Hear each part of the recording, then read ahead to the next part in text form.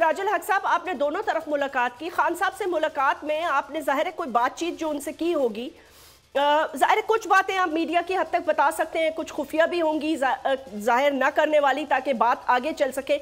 ये all party conference Eid के बाद जिसका कहा जा रहा है, इस पे क्या खान साहब बैठने के लिए तैयार हैं पीडीएम के साथ?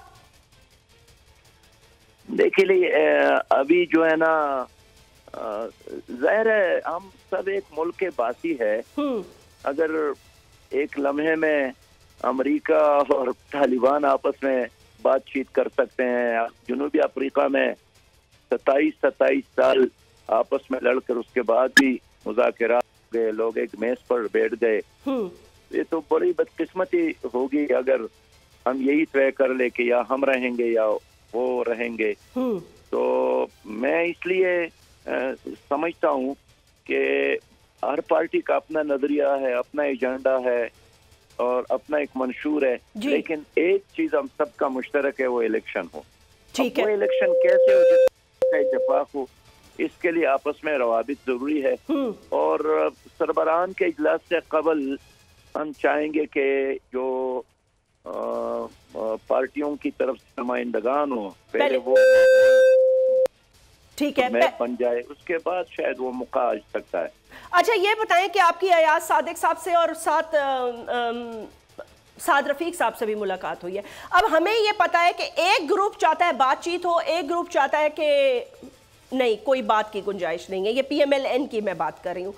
पीपल्स पार्टी ने तो अपना मौक़िफ़ सामने रख दिया कि जी ना, हम इलेक्शन से भाग रहे हैं और हम चाहते हैं कि बातचीत हो। उनकी तरफ से आपको कोई लचक महसूस हुई कि वो भी बात करना चाहते हैं? देखिए, जो भी पॉलिटिकल पार्टी होगी ना जी, उसका तो पहला काम यही है कि वो इलेक्शन पर यकीन रखे। अगर इलेक्शन पर बातचीत नहीं करते हैं तो और क्या है। क्रिकेट के अपने रूल्स हैं, हॉकी के अपने रूल्स हैं और इलेक्शन के अपने रूल्स हैं।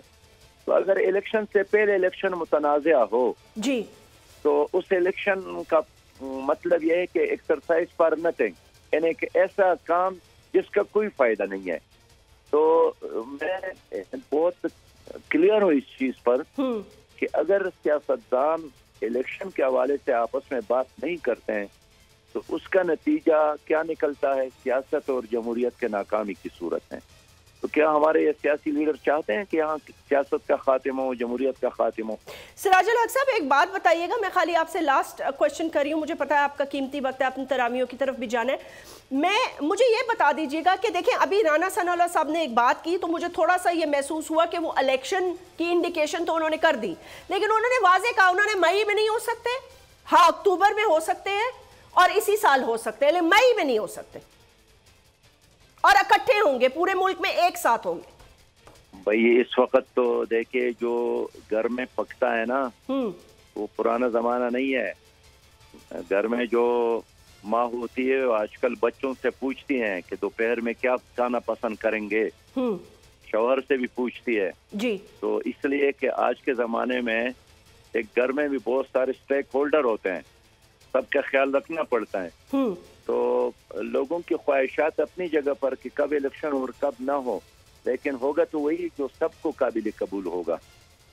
आपको आखिरी सवाल, आपको लगता है मई में इलेक्शन हो जाएंगे 2 सूबों में, या आप समझते हैं अपनी सियासत की रोशनी में और बागी दीकत में अदलिया और आईन और बहरान, इन सब चीज़ों से हटकर आपका सियासी पॉइंट ऑफ व्यू खाली पूछना चाहती हूँ कि 2 सूबों में इलेक्शंस हो जाएं, बाकी में ना हो, बाकी में बाद में हो, ये काबिल कबूल है? देखिए, हमारा पहले से ये मौक़िफ़ है कि एक इलेक्शन पंजाब में हो, फिर दूसरा इलेक्शन KPK में हो, फिर तीसरा इलेक्शन ज़िमनी इलेक्शन। आपको पता है कि इस वक्त यानी आधे से ज्यादा असम्बली में हल्के तो खाली है, कौमी असम्बली के आधे से ज्यादा मेंबरान यानी आधे से कुछ कम है, नहीं है जी। फिर ज़िमनी इलेक्शन हो, फिर जनरल इलेक्शन हो, तो क्या पाकिस्तान के मौजूदा हालात में, माशी बहरानों में ये मुल्क ये बोझ बर्दाश्त कर सकता है? तो इसलिए हम चाहते हैं कि कंसेंसस डेवलप हो, ठीक, वो मई पर हो, वो जून पर हो, जुलाई पर हो, अगस्त पर हो, लेकिन कंसेंसस के साथ हो। इस तरह नहीं होना चाहिए कि अभी इलेक्शन शुरू ही नहीं हुआ है और इधर झगड़े फसाद और मैं न मानूं और मैं नहीं मानता हूँ। तो अगर عدالت بھی آپ کے فیصلے نہیں کر سکے تو پھر آپ کیا اقوام متحدہ کے دفتر جائیں گے؟ اس لیے ہم چاہتے ہیں کہ عدالتوں میں فیصلے کی بجائے یا اسٹیبلشمنٹ کے پاس جانے کی بجائے ہم آپس میں بیٹھ کر اپنے فیصلے خود کریں. یہی باوقار اور باعزت راستہ ہے، قوم کے لیے نجات کا راستہ ہے. بہت بہت شکریہ. سراج الحق صاحب امیر جماعت اسلامی سے گفتگو کر رہے تھے. واحد نتیجہ اور واحد حل یہی ہے کہ آپس میں بیٹھ کر کنسنسس ڈیولپ کریں. اگر یہ ویڈیو آپ کو پسند آئی ہے تو اس چینل کو سبسکرائب کریں اور بیل آئیکن کو کلک کریں. ہوائے نفس کی ہے حکمرانی، لٹیرا کر رہا ہے پاسبانی. بول نیوز کے مارکیٹنگ ہیڈ آکاش رام تاحال لاپتہ، تفتیشی ادارے جواب دینے سے قاصر. اہل خانہ پریشان، بیٹے کی جدائی میں ماں غم سے نڈھال. جو بچو ہندو ہوا پر آئے تھے جو کو پاکستانی، مجھے مہربانی کرے پنجو آکاش واپس کیو. حکومت سے بے قصور اور محب وطن بیٹے کی بازیابی کے لیے فریاد. آکاش رام کے اغوا کے خلاف اہل خانہ کی جانب سے سپریم کورٹ میں درخواست دائر. سپریم کورٹ کے چیف جسٹس عمر عطا بندیال سے آکاش رام کے اہل خانہ کی جلد سماعت کی استدعا.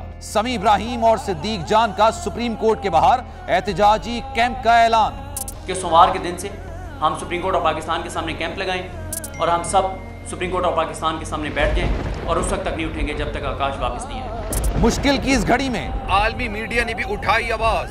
CNN، آج تک، انڈیا ٹوڈے، ٹائمز ناؤ سمیت عالمی میڈیا نے آکاش رام کے اغوا کے خلاف دیا بول کا ساتھ.